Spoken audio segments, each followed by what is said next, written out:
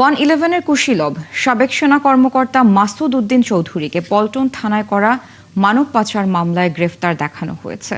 দুপুরে সংবাদ সম্মেলনে ডিবি প্রধান মোহাম্মদ শফিকুল ইসলাম জানান, মোট 11টি মামলায় তাকে 5 দিনের রিমান্ড চেয়েছে পুলিশ।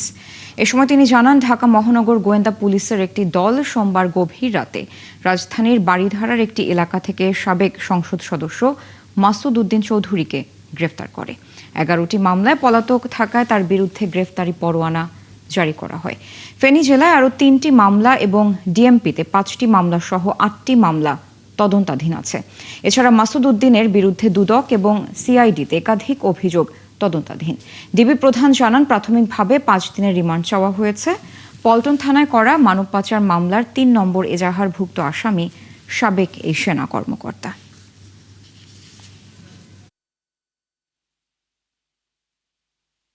এটা মানব পাচারের মামলা। এটা উনি 3 নম্বর এজাহারভুক্ত আসামি। মোট 101 জন আসামি আছে, তার বিরুদ্ধে তার মধ্যে উনি হচ্ছে 3 নম্বর এজাহারভুক্ত আসামি।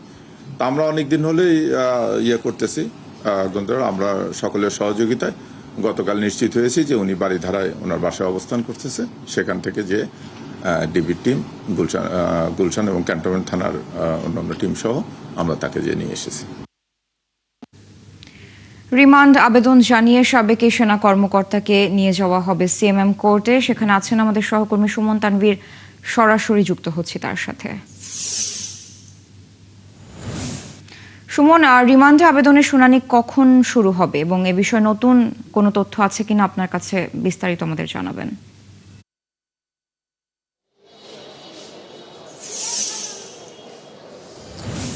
দেখেন, আমরা কিন্তু জানি যে মাসুদ উদ্দিন চৌধুরী গতকাল রাতে যখন বারিধারা থেকে গ্রেপ্তার হয় তারপরেই কিন্তু তাকে মিন্টু রোডের ডিবি কার্যালয়ে রাখা হয়েছে এবং আজকে যখন সংবাদ সম্মেলন করছিলেন ডিবি প্রধান, তখন কিন্তু তিনি আমাদেরকে জানিয়েছেন যে তার 5 দিনের রিমান্ড চাওয়া হবে। সেই সঙ্গে তিনি এটিও জানিয়ে দিয়েছেন যে তার বিরুদ্ধে যে একাধিক মামলা রয়েছে, আমরা যদি বলি যে ডিএমপিতে তার বিরুদ্ধে 5টি মামলা রয়েছে এবং তার যে সংসদীয় আসন ফেনী, সেখানে তার বিরুদ্ধে প্রায় 6টি মামলা রয়েছে। এই 11টি মামলার মধ্যে তাকে পল্টন থানায় যে মানব পাচারের মামলা রয়েছে সেই মামলায় তাকে গ্রেপ্তার দেখানো হয়েছে। তবে এখন পর্যন্ত কিন্তু আসলে মাসুদ উদ্দিনকে কোর্টে নিয়ে আসা হয়নি। আমরা পল্টন থানার সঙ্গে যোগাযোগ করেছিলাম, তারা যেটি আমাদেরকে সর্বশেষ জানিয়েছেন যে যেহেতু মামলাটি হওয়ার পর থেকেই ডিবি পুলিশ এর তদন্ত করছে, ডিবি আসলে তাকে ডিবির যে মতিঝিল শাখা যারা আসলে মামলাটির তদন্ত করছেন তারা আসলে তাকে সিএমএম কোর্টে নিয়ে আসবেন। আর মতিঝিলের যিনি ডিসি রয়েছেন ডিবির, তার সঙ্গে আমাদের যোগাযোগ হয়েছিল। তিনি আমাদেরকে আসলে 3টার দিকে জানিয়েছিলেন যে 4টার ভেতরে তাকে আসলে সিএমএম কোর্টে নিয়ে আসা হবে, কিন্তু আপনি কিন্তু জানেন যে এখন প্রায়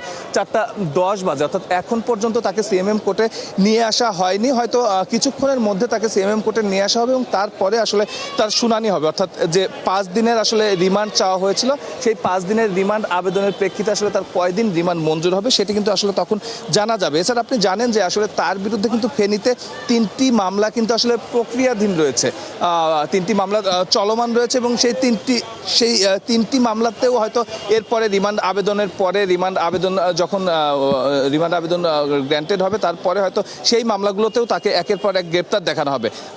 কিছুক্ষণের মধ্যে তাকে নিয়ে আসা হবে, নিয়ে আসার পর শুনানি হবে। নিশ্চয়ই পরবর্তী সংবাদে আমরা যুক্ত হয়ে তার কয়দিনের রিমান্ড আসলে মঞ্জুর হচ্ছে সেই তথ্যটি আপনার মাধ্যমে আমরা দর্শকদের জানাতে পারব। সুমন, তখন নিশ্চয়ই আমরা আপনার সাথে যুক্ত হব এবং আপনার মাধ্যমে সেখানকার আপডেট আমাদের দর্শকদের জানাবো। দর্শক, সিএমএম কোর্ট থেকে যুক্ত ছিলেন সহকর্মী সুমন তানভীর।